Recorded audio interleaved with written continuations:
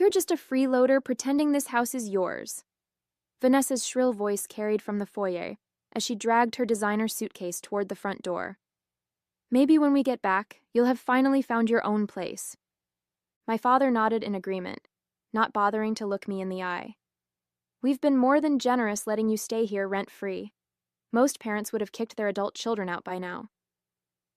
I stood frozen in the kitchen doorway, my morning coffee cooling in my trembling hands.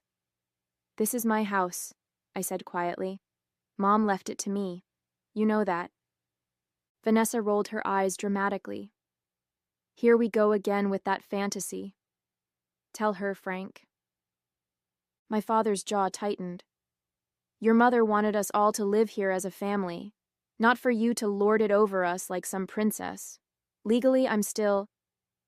Legally what, Dad? I challenged, my voice stronger than I felt. He grabbed the handle of his suitcase. We're going to miss our flight. Cassie's already waiting in the car. The door slammed behind them, leaving me alone in the echoing silence of the Victorian home my mother had lovingly restored before cancer took her 5 years ago. My name is Samara Wells, I'm 24 years old, and despite what my father and stepmother believe, I am the legal owner of this house in suburban Philadelphia. My mother made sure of that, placing the property in a trust with me as the beneficiary following her death. What I want is simple: respect for my mother's wishes and acknowledgement of my rightful ownership. Standing in my way are my father, who has conveniently forgotten the trust's terms, and Vanessa, my stepmother of 3 years, who treats me like an unwanted houseguest. I took a deep breath and walked to the large bay window, watching their car back down the driveway. My stepsister Cassie, 16, sat in the back seat, her face illuminated by her phone screen. They were headed to the Bahamas for 10 days, a family vacation from which I had been deliberately excluded. As their car disappeared around the corner, I felt a familiar mixture of hurt and anger rising in my chest. I had tolerated their dismissive behavior for years, telling myself it was what Mom would have wanted, for us to remain a family despite her absence. A notification pinged on my phone, an email from Vanessa to my father, accidentally copied to my address.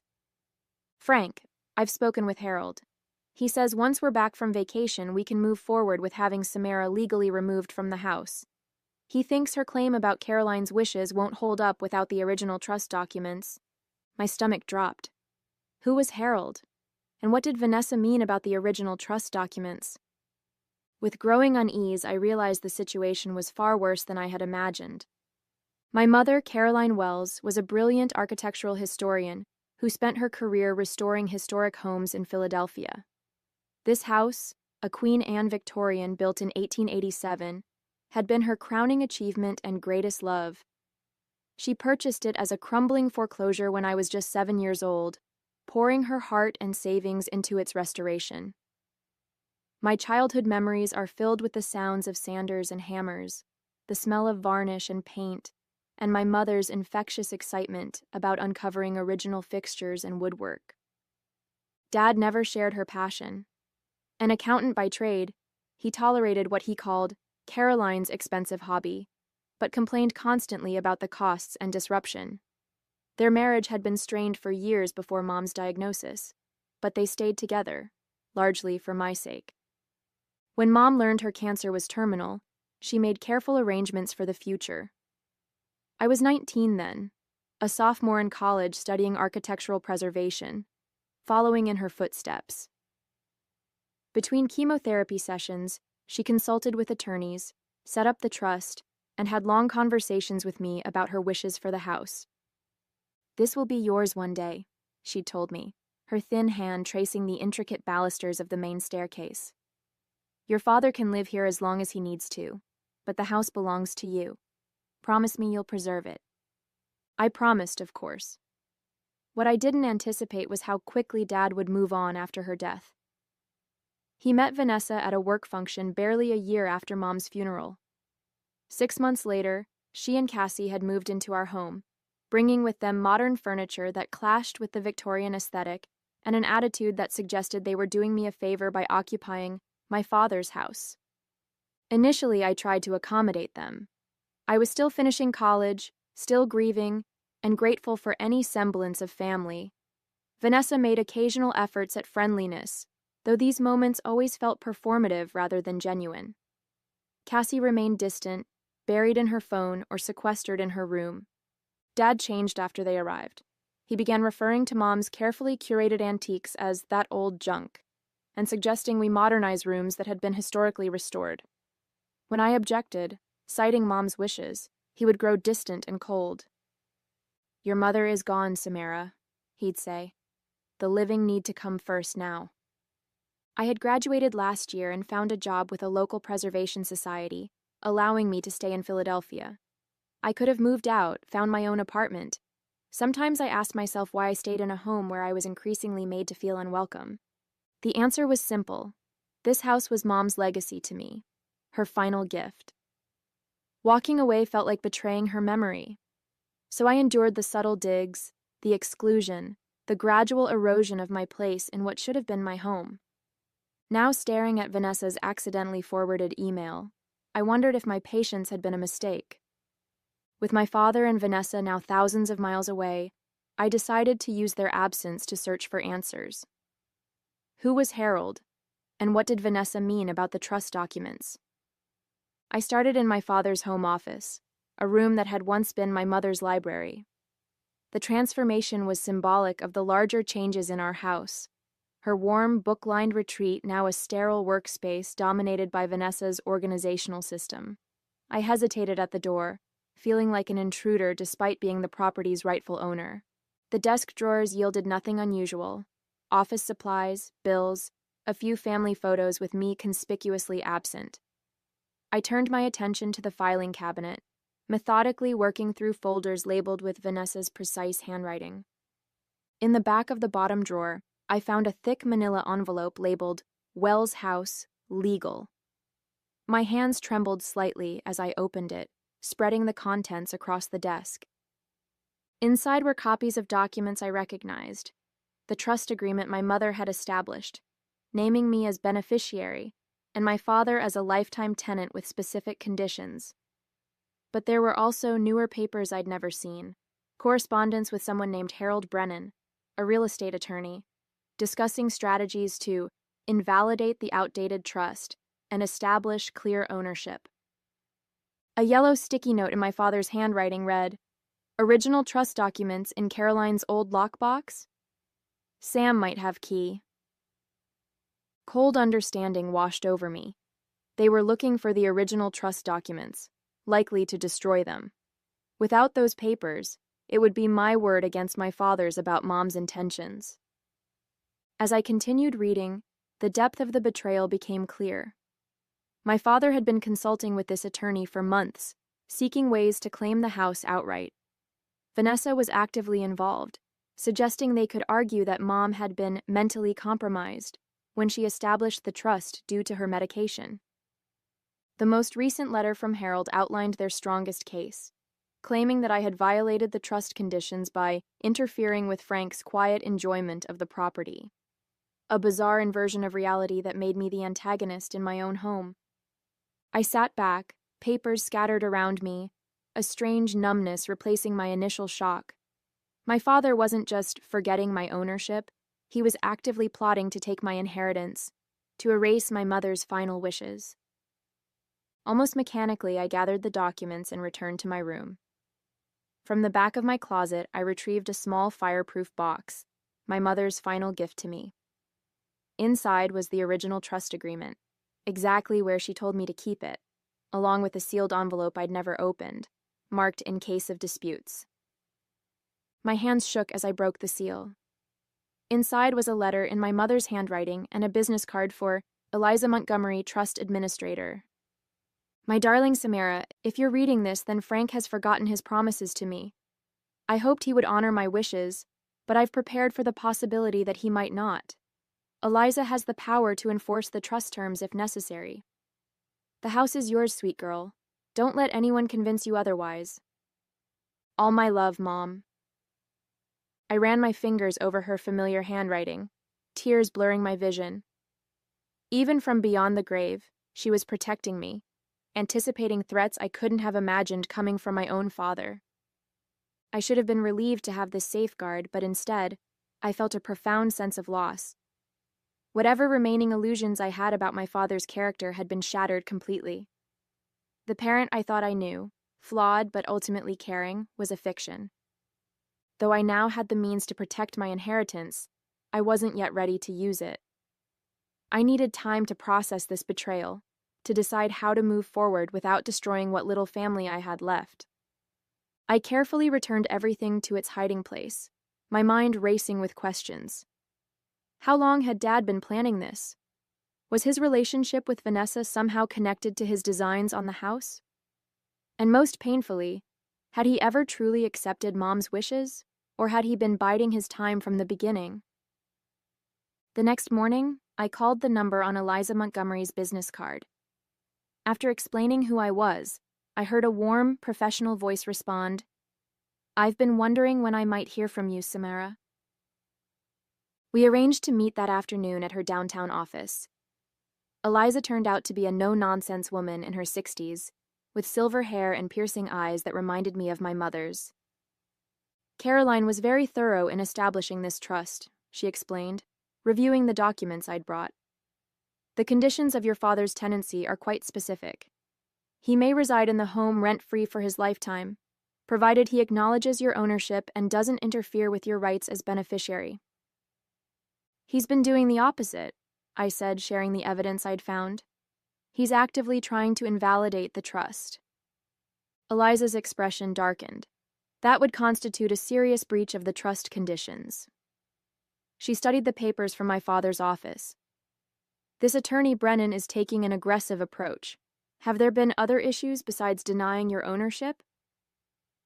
I hesitated, then described the increasing hostility, the systematic exclusion, and the most recent incident before their vacation. "I see," she made careful notes. "Verbal abuse and creating an inhospitable environment for the beneficiary would also violate the terms. Your mother anticipated potential conflicts and built-in protections." "What kind of protections?" "As trust administrator, I have the authority to enforce the conditions, up to and including terminating your father's right to occupy the property if he's in substantial breach." A mixture of relief and anxiety washed over me. Here was the solution, but at what cost? Evicting my own father seemed extreme, potentially destroying any chance of reconciliation. "I don't necessarily want to kick him out," I admitted. "I just want him to respect Mom's wishes and treat me with basic decency." Eliza nodded sympathetically. "Let's start with a formal letter reminding him of the trust terms. Sometimes a legal reality check is enough to correct behavior." This approach seemed reasonable, firm, but not nuclear. Eliza drafted the letter while I waited, outlining my father's obligations under the trust and requesting a meeting upon his return to discuss ongoing compliance. "This should be waiting for him when he gets back," she said, handing me the envelope. "In the meantime, document any further communications or incidents. If he escalates rather than complies, we'll need evidence to take stronger action." I left feeling cautiously optimistic. The letter would serve as a wake-up call without permanently damaging our relationship. Perhaps once my father understood that his plans with Harold Brennan wouldn't succeed, he'd accept reality and we could rebuild some semblance of family harmony. That evening, my phone chimed with a text from Vanessa. "We need to talk about your behavior while we're gone. Frank is very upset. Expect changes when we return." Attached was a photo of my father's office, the desk drawers partially open, papers not quite as I'd left them. They must have installed cameras before leaving, something I should have anticipated. My intrusion had been discovered. Shortly after, an email arrived from my father. "I'm deeply disappointed in your breach of privacy. Searching through my personal documents shows exactly why you're not responsible enough for home ownership. We'll be consulting with our attorney immediately upon our return." I forwarded both messages to Eliza, my hands shaking. Her response was immediate. "This changes our approach. Their aggressive stance suggests they won't respond reasonably to the letter. I recommend you allow me to exercise the trust's enforcement provisions now." In plain language, she was suggesting I authorize the eviction process. the nuclear option I'd hoped to avoid. Before I could reply, another email arrived, from Harold Brennan directly. Ms. Wells, I've been retained by Frank and Vanessa Wells regarding the disputed property at 1847 Chestnut Avenue. Please cease any communication with my clients and direct all future correspondence to my office. Be advised that we are preparing legal action regarding your unfounded claims to the property. My heart sank as I realized my cautious, measured approach had backfired. By giving them warning, I'd only accelerated their plans. The hope I'd felt earlier evaporated, replaced by the sickening certainty that this conflict was heading toward an irreparable break. "Mom," I whispered to the empty room, "what would you have me do now?" The next morning, I called Eliza to discuss our options. Her advice was clear and firm. "Samara, your father has engaged legal counsel who's already taking an aggressive stance. This suggests they intend to move quickly once they return. We need to respond with equal decisiveness." "What exactly are you proposing?" I asked, a knot forming in my stomach.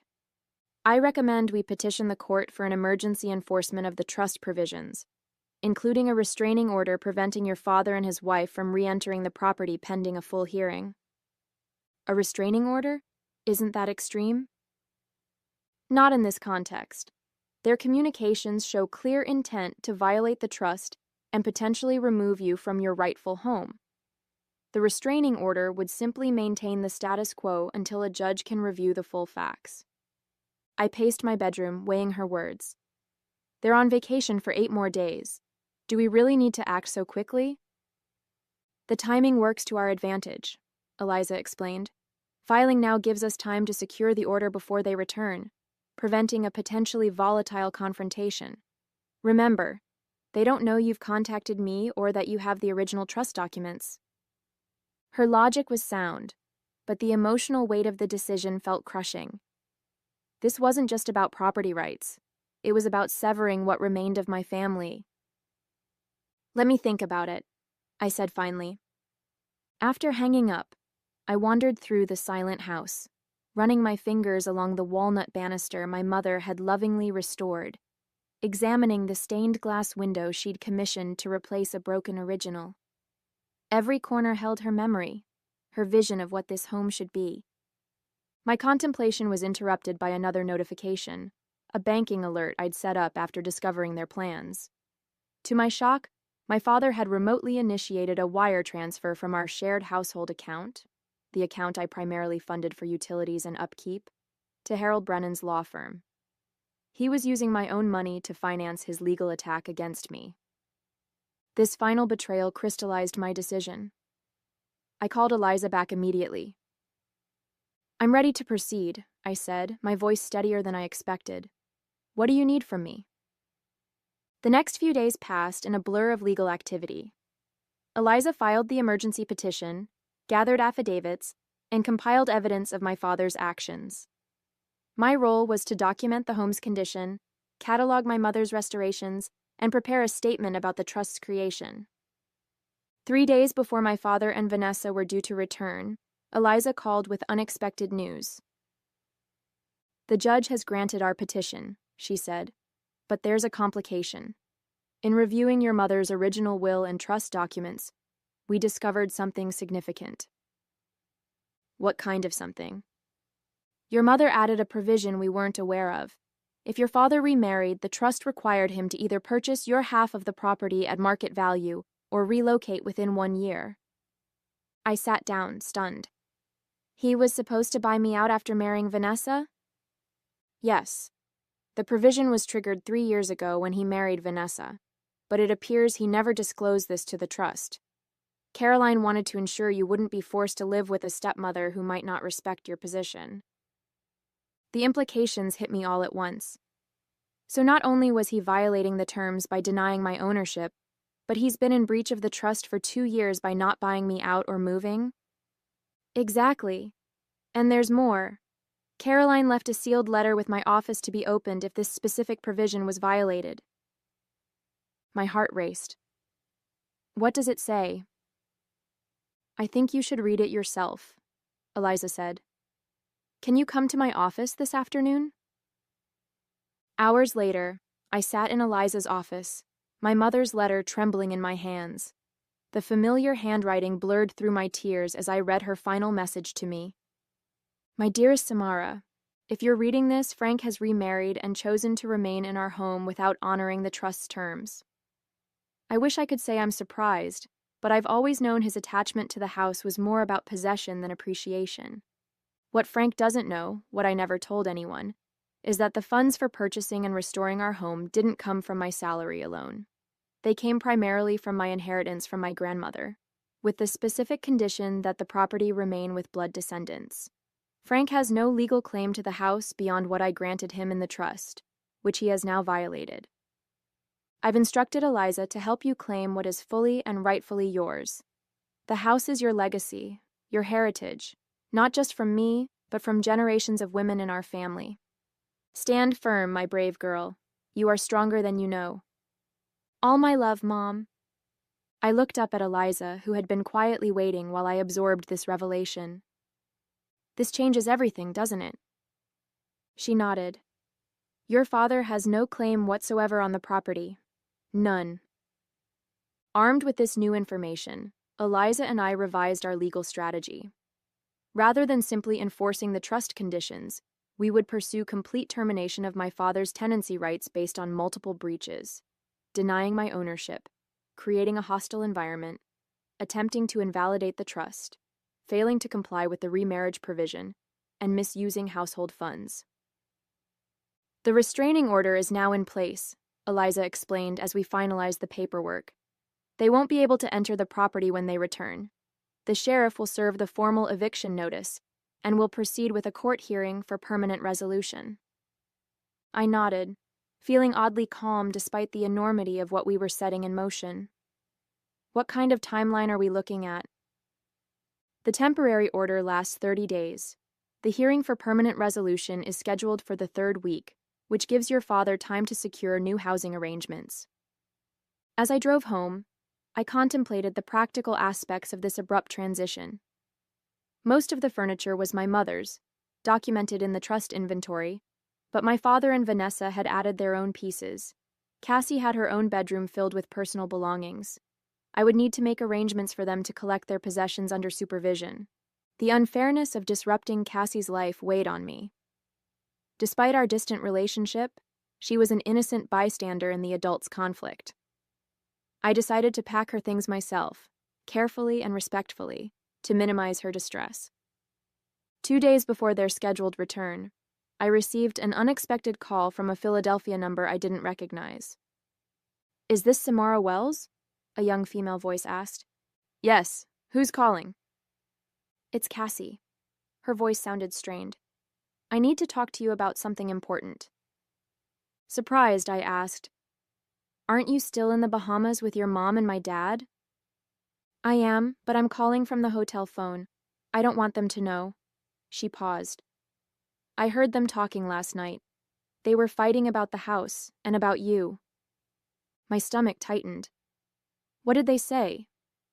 Frank said their lawyer thinks they can get the house if they claim you're mentally unstable or something. Mom suggested they could make it look like you're dangerous to be around. Cassie's voice dropped lower. They talked about planting something in your room when we get back. I don't know what exactly, but it sounded bad. The revelation stunned me. They were planning to fabricate evidence against me, potentially something to suggest I was dangerous or unbalanced. It was a desperate, despicable tactic. Thank you for telling me, Cassie. That was brave of you. It didn't seem right, and I heard other stuff too. About how the house is actually yours, not Frank's. Is that true? Yes, I said simply. My mother left it to me. There was a long silence. They never told me that. Mom always said it was Frank's house and you were just living there until you got your life together. Another pause. I'm sorry for how they've treated you. Her unexpected empathy brought tears to my eyes. It's not your fault, Cassie. I should go before they notice I'm gone, but I wanted you to know. After the call ended, I immediately contacted Eliza to relay this new information. This changes things, she said grimly. If they're planning to fabricate evidence, we need to take additional precautions. I'll contact the court about modifying the restraining order to prevent them from entering the property under any circumstances, even to collect belongings. We'll arrange for a court-appointed supervisor for that process. I agreed with her assessment, but a new worry had emerged. What about Cassie? She's just 16. She shouldn't be caught in the middle of this. We can request special provisions for her in the court order, Eliza suggested. Perhaps supervised visits or a neutral exchange location for her possessions. As we discussed these modifications, another call came in, this time from my father directly. Against my better judgment, I answered. Samara, he began, his voice falsely warm. We've been thinking about our conversation before we left. Vanessa and I want to apologize for our harsh words. We'd like to have a family meeting when we get back to discuss everyone's needs fairly. The sudden change in tone confirmed Cassie's warning. They were setting me up, trying to get me to lower my guard before their return. That sounds reasonable, I replied, matching his artificial warmth. We definitely have a lot to discuss. As soon as the call ended, I turned to Eliza. They're planning something specific for when they return. We need to be ready. She nodded grimly. Don't worry. We will be. The day of my father and Vanessa's return dawned clear and bright, a stark contrast to the storm about to break over our family. As instructed by Eliza, I had vacated the house temporarily, watching from across the street as the necessary parties assembled on the front lawn. The sheriff's deputy, Eliza, in her role as trust administrator, and a court representative to document the proceedings. Their taxi pulled up at precisely 2:15 p.m. I watched my father emerge first, his face relaxed from vacation until he spotted the official vehicles. Vanessa followed, designer sunglasses hiding her initial reaction. Cassie hung back slightly, catching my eye across the distance with a small, almost imperceptible nod. From my position, I couldn't hear the exact words exchanged, but the body language told the story clearly enough. The sheriff stepped forward, officially serving them with the court order. My father's posture stiffened in shock, his hand reaching for the documents. Vanessa ripped off her sunglasses, gesturing wildly as she presumably protested. Eliza remained calm, pointing occasionally to specific sections of the paperwork. The court representative took notes and photographs, maintaining an official record of the proceedings. As the reality of their situation became clear, my father's face transformed, first purpling with rage, then draining to ashen disbelief. Vanessa's reaction was more volatile, her arms flailing as she shouted at the officials, then turning accusingly toward my father. I had imagined this moment differently, perhaps with satisfaction or vindication. Instead, I felt a complex mixture of sadness and resolution. This wasn't a victory to celebrate, but a necessary ending to enable a new beginning. The final blow came when Eliza handed them the last document, my mother's letter explaining the true origin of the house funds and the generations-long female inheritance that preceded me. My father sank onto one of the suitcases, the facade of righteous indignation crumbling into stunned defeat as he finally understood the depth of his miscalculation. The house had never been his to claim. It had always, unequivocally, been mine. In the weeks following that decisive confrontation, the practical matters of separation proceeded with formal precision. My father and Vanessa secured an apartment across town, collecting their personal belongings under court supervision. Our communication was limited to terse emails regarding logistics, the warmth of family irreparably damaged by betrayal and legal intervention. The most surprising development came from Cassie. 2 days after the eviction, she contacted me requesting to meet at a local cafe. They've been fighting constantly, she confided over hot chocolate. Mom blames Frank for not telling her the truth about the house. Frank blames her for pushing him to take legal action. She hesitated. I was wondering if I could visit sometimes. The house, it feels more like home than anywhere we've lived. Her request touched me unexpectedly. Of course you can, Cassie. Anytime. She became a regular visitor, initially for weekend afternoons, eventually staying overnight in her old room when tensions at the apartment became unbearable. Despite our differences, we formed a tentative bond. Two people collateral damage in the chaos of our parents' choices. My father attempted reconciliation once, arriving unannounced on a Sunday morning. "I never meant for things to go this far," he offered awkwardly. "After your mother died, I just couldn't accept that she hadn't trusted me with the house." "It wasn't about trust, Dad," I replied. "It was about legacy. Mom wanted to ensure the house remained in the family for generations." He nodded slowly. "I understand that now. Too late, I suppose. Perhaps someday we would rebuild some version of relationship, but for now, the wounds were too fresh, the betrayal too profound." As for the house, I threw myself into continuing my mother's preservation work, focusing on the third-floor renovation she had planned but never completed. Each restored molding and carefully chosen fixture honored her vision and strengthened my connection to the women who came before me. "The house has always known who it belonged to," Eliza remarked during a visit. "Your mother would be proud of how you've protected her legacy." She was right. This wasn't just about ownership.